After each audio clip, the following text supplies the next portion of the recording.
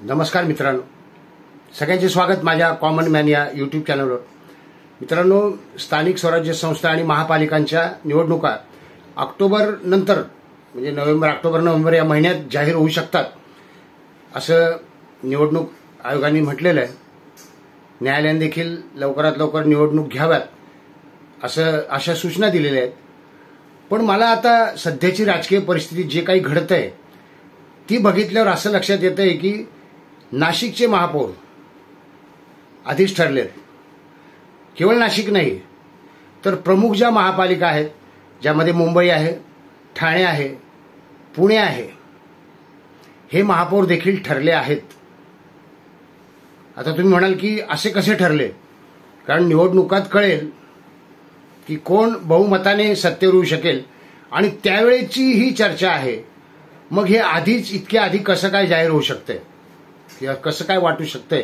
तर सध्याच्या राजकीय घडामोडींचा आढावा घेता तुमच्या देखील लक्षात येईल की मी जे सांगतोय ते तुम्हालाही पटेल. होय, दोन भाऊ एकत्र येण्याची चर्चा फार रंगली होती. अनेक समर्थकांनी, म्हणजे त्यामध्ये राज ठाकरेंचे समर्थकही असतील, मनसेचे किंवा उद्धव सेनेचे समर्थक देखील असतील, त्यांनी महाराष्ट्राच्या भल्याची स्वप्ने बघितली. दोन भाऊ एकत्र आल्यानंतर मोठा काहीतरी राजकीय बदल घडणार आहे, सामाजिक बदल घडणार आहे असंही वाटत होतं. त्याचे संकेत होते. मराठीच्या मुद्द्यावर ज्यावेळी एकत्र संघर्ष झाला त्याची सभा देखील साजरी झाली आणि न भूतो न भविष्यती अशी एक घटना बघायला मिळाली की उद्धव ठाकरे आणि राज ठाकरे शेजारी फोटो सेशन, सगळ्या फॅमिलीचं मनोमिलन. म्हणजे सुप्रियाताई सुळे तर अगदी घरचं कार्य असल्यासारखं उत्साहाने राबत असल्या तुम्ही बघितले असतील की त्यांनी अमित ठाकरे आणि आदित्य ठाकरे यांना हात धरून कसं शेजारी एकमेकांची उभं केलं. सपना मेरा टूट गया तसं काहीतरी घडल्यासारखं दिसतंय. राज ठाकरेंनी यापूर्वी 2 वेळा संकेत दिले होते, परत संकेत दिले की और बोलू नये. आणि जास्त उत्साह दाखवणारे प्रकाश महाजन यांनी कालच व्हिडिओमध्ये नाराजी दर्शवलेली आहे की इगतपुरीला जो मेळावा झाला त्या मेळाव्यासाठी मला प्रवक्ता असून निमंत्रण नाही. आणि त्यांनी एक शब्द वापरला की तिकडे दिवाळी सुरू आहे इगतपुरीला आणि माझ्या घरी अंधार आहे. कशामुळे? त्यांनी कारण सांगितलं की मी राणेंना अंगावर घेतल्यामुळे, राणेंना उत्तर दिल्यामुळे, प्रत्युत्तर दिल्यामुळे, राणेंशी जो काही चर्चित वाद झालाय त्यामुळे मला एकटं पाडलं गेलं असावं. कारण नारायण राणे आणि राज ठाकरे हे मित्र आहेत. मला नाही वाटत तसं काय झालंय. त्यांचा उत्साह, प्रकाश महाजनांचा जो उत्साह होता दोन भाऊ एकत्र येण्याबाबतचा, किंवा त्यांनी जे राज ठाकरेंना त्या निमित्ताने आवाहन केलं होतं की माझी विनंती आहे की सगळ्या कार्यकर्त्यांचं मत लक्षात घेऊन त्यांनी निर्णय घ्यावा. म्हणजे राज ठाकरेंना एक प्रकारे ती भावनिक साथ होती किंवा भावनिक दबाव होता असं असू शकेल, माहीत नाही. व्यक्तिगत त्यांच्या भानगडी आहेत त्या. पण राज ठाकरेंनी स्पष्ट संकेत दिलेले की युती होणे नाही. एक प्रकारे एखाद्या गोष्टीला विलंब लावणे, ती गोष्ट भिजत घोंगडं ज्याला म्हणतात, टाळत राहणे, याचा अर्थ हाच होतो की ती गोष्ट करायची नसते.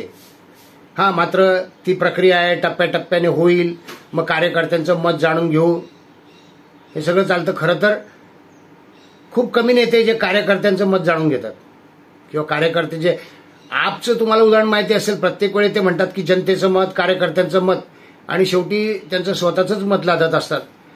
तसं आता झालेलं दिसतंय. अजून एक विधान जे मी तुम्हाला सांगतो, बीजेपीच्या एका मोठ्या नेत्यांनी केलेलं आहे महाराष्ट्रातल्या, आणि त्यांनी म्हटलंय की देवाभाऊ दयाळू आहेत किंवा देवाभाऊ दिलदार आहेत, ते महापौरपद सहकारी पक्षाला किंवा दुसऱ्या पक्षाला देऊ शकतात. आणि यावरून बरीच चर्चा आली होती. इगतपुरीला जो मेळावा झाला त्यावरून माझ्या डोक्यात एक विचार येतोय की बहुधा सगळं काही ठरलेलं आहे. म्हणजे ते आमचं आधीच ठरलंय म्हणतात ना, तसं बहुधा सर्व काही ठरलेलं आहे. आणि राज ठाकरे यांच्या पक्षाला आता ते कोणासोबत जातील, नाशिकमध्ये बीजेपी सोबत लढतील का हा पुढचा प्रश्न आहे. पण ते कोणाही सोबत लढो, एकटे लढो, नाशिकमध्ये लढो, पण उद्धव ठाकरे यांच्या सोबत येऊ नये त्यांनी, म्हणून महापौरपद नाशिकला देण्याचं ठरलं आहे काय. आणि ही जी काही मांडवली असेल म्हणूयात आपण, राजकीय मांडवली म्हणूयात, उद्धव ठाकरेंची ताकद वाढू नये म्हणून घेतलेला निर्णय असेल. पण इगतपुरीत जे काही संमेलन पार पडलं कार्यकर्त्यांचं, त्यावर हेच इगतपुरी नाशिकच्या जवळ आहे, तुम्हाला माहिती आहे, आणि प्रभाव पाडू शकणारी जागा आहे ती नाशिकच्या निवडणुकांवर महापालिकेच्या. तर राज ठाकरेंच्या जागा निवडवण्यासाठी त्यांना मदत करणे युतीने, महायुतीने, म्हणजे शिंदे त्याच्यामध्ये आलेत, बीजेपी आहेच, राष्ट्रवादी काँग्रेस अजितदादा गट देखील आहे.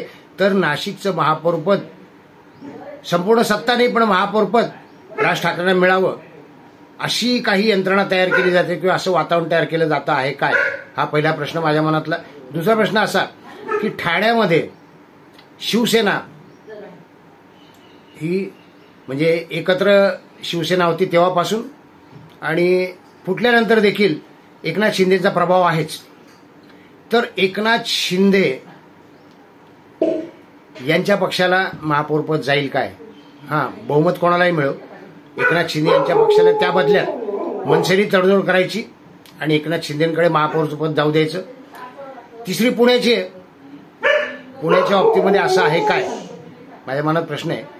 अजितदादा आणि बीजेपी दोघंही दावा सांगतायत. अजितदादांचा दावा जास्ती प्रबळ आहे असं मला वाटतं. तर पुण्यामध्ये अशी तडजोड झाली आहे काय की राष्ट्रवादीकडे महापौरपद जावं, बीजेपीने त्या बदल्यात त्याग करावा आणि राष्ट्रवादींनी भारतीय जनतेला पाठिंबा द्यावा. कसंही करून महाविकास आघाडीच्या लोकांना सत्तेपासून दूर ठेवायचं, एकत्र लढायचंच आहे असं सर्व म्हणतात. अर्थात वेळ आली तर एकटा लढावं लागेल, तरी देखील पुन्हा सत्ता स्थापनेच्या वेळी किंवा महापौरपदाच्या निवडणुकीच्या वेळी पुन्हा एकत्र यायचं आणि आपल्या मनातले, आपल्याला अंकित असणारे सहकारी जे पक्ष आहेत त्यांचा महापौर बनवायचा, असा काही प्लॅन झाला आहे काय, असा विचार माझ्या मनात होतोय. अर्थात हे काही लोकांना अजिबात पटणार नाही बुद्धीला, पण मी जो विचार करतोय, मी जे राजकारण मला जे समजतं त्यावरून सांगतोय की आता दोन भाऊ एकत्र येणे नाही. राज ठाकरेंनी मीडियाला झापलेलं आहे की मीडिया अर्धवट बातम्या देतं आणि काहीतरी वातावरण निर्माण करतं, ते त्यांनी बंद करावे.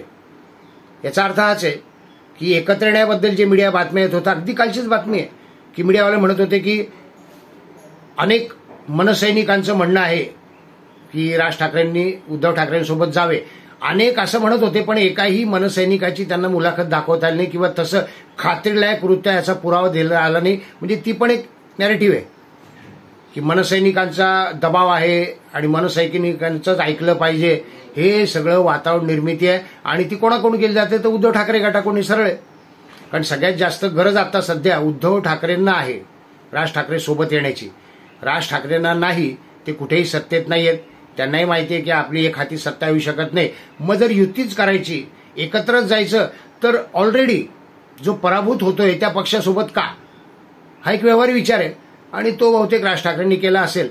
तर सध्या तरी मला वाटतंय की पाचही नाही, महत्वाच्या महापालिका निवडणुकांचे महापौर ठरले आहेत. त्यामध्ये नागपूर एक मी सांगितलं, नागपूरचा महापौर भारतीय जनता पार्टीचा होईल. तिथे इतर सदस्य त्यांना मदत करतील. व्हिडिओ आवडला असेल तर लाईक करा, शेअर करा, सबस्क्राईब करा. भेटूयात नवीन व्हिडिओ कॉमन मॅनसह. धन्यवाद.